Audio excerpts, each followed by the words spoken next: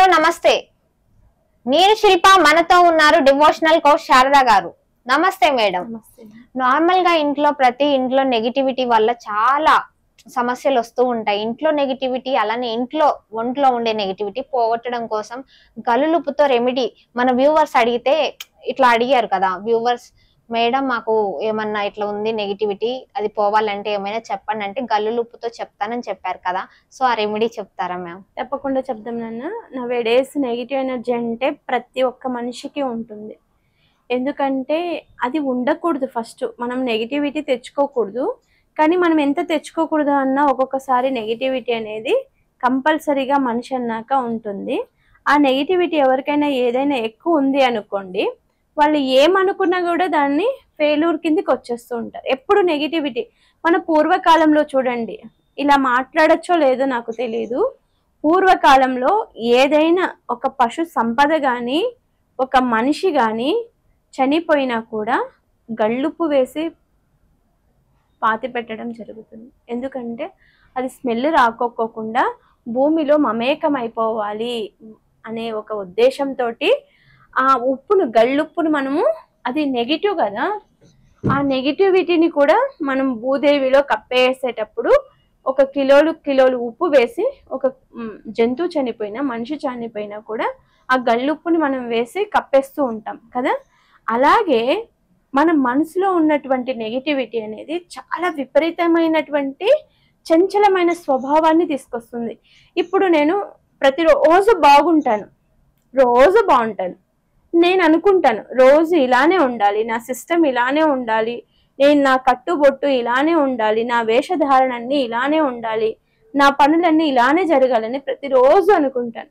కానీ సడన్ గా నాలో ఏమవుతుందో ఏమో ఒక్కొక్కసారి చేంజ్ అయిపోయింది అనుకో. ఫర్ ఎగ్జాంపుల్, ఉన్నట్టుండి అరవడము, ఉన్నట్టుండి తిట్టడము, ఉన్నట్టుండి ఏదైనా అనడము, మనం కానీ మన పిల్లలు కానీ మన సరౌండింగ్ కానీ, మనం ఒక్కొక్కసారి ఎవ్వరి జోలికి వెళ్ళాం, ఉన్నట్టుండి వేరే వాళ్ళతో మనకి తగాదాలు వస్తూ ఉంటాయి, లేకపోతే ఉన్నట్టుండి ఎక్కడైనా పడిపోతూ ఉంటాం, ఉన్నట్టుండి ఏదైనా మనకి దెబ్బ తగులుతుంది. ఇలాంటివన్నీ మనకు జరుగుతున్నాయంటే మనకు నెగిటివిటీ ఉంది అనేది ఈజీగా తెలిసిపోతుంది. ఆ నెగిటివిటీ అంతా పోవాలి అంటే ప్రతిరోజు మనం స్నానం చేసేటప్పుడు మన ఇంట్లో ప్రతి ఒక్కరి ఇంట్లో ఇలా గళ్ళుప్పు ఉంటుంది కదా, ఈ గళ్ళుప్పుని మీరు ఒక సపరేట్గా ఒక డబ్బాలో పెట్టుకోండి. మనం జిస్టి తీసే ఉప్పుని పూజకు వాడకూడదు, పూజకు వాడే ఉప్పుని జిస్టికి ఉపయోగించకూడదు, వంట చేసే ఉప్పుని కూడా మనం జిస్టి కోసం వాడుకోకూడదు. ఒక 2-3 జాడీల్లో డిఫరెంట్గా పెట్టుకోండి. ఇది వంటకు గళ్ళుప్పు, ఇది పూజ కోసం గళ్ళుప్పు, ఇది మనం ప్రతిరోజు జిస్టి కోసం గళ్ళుప్పు అని. జిస్టి అనేది కొంతమంది బిలీవ్ చేస్తారు ఉంటుంది అని, కొంతమంది బిలీవ్ చేయరు.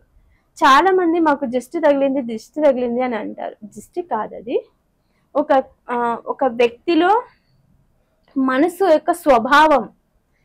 ఇప్పుడు నా మనసు ఉంది, అందరూ బాగుండాలి, అందరూ బాగుంటే నేను కూడా బాగుంటాను అనేది నా స్వభావం.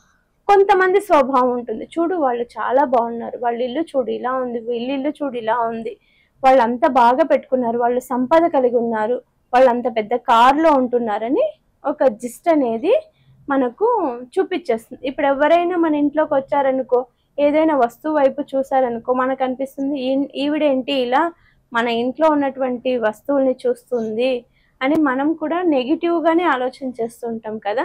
వాళ్ళు నెగిటివ్గా ఆలోచన చేసిందంతా, మనం ఆ నెగిటివ్గా ఆలోచన చేసిందంతా అది డిపాజిట్ లాగా అయిపోతుంది అన్నమాట. ఒక నెగిటివ్ ఎనర్జీ అనేది మన మీద పనిచేస్తుంది. మీరు ఎక్కడికైనా వెళ్ళండి, ఇది 100% ఉందని అయితే మనం నమ్మచ్చు. నెగిటివ్ ఎనర్జీ అయితే మన మీద పనిచేస్తుంది అనేది 100% మనకే తెలిసిపోతుంది. ఇప్పుడు ఒక మంచి డ్రెస్ వేసుకొని బయటకు వెళ్ళామనుకో, ఆ రోజు దిష్టి తాకుతుంది మనకి. ఒక పిల్లల్ని చక్కగా రెడీ చేసామనుకో, అంతవరకు చక్కగా ఆడుకునే పిల్లలు సాయంత్రం అయ్యేటప్పటికి ఏదో ఒకటి పేచి చేస్తూ ఉంటారు, అదంతా నరదృష్టి. అలా నరదృష్టి మనము సింపుల్గా ప్రతిరోజు ఎవరిని మనం చూడొద్దు అని చెప్పలేము. అలా అని మన డ్రెస్ సెన్స్ మనం మార్చుకొని బతకాల్సిన అవసరము లేదు.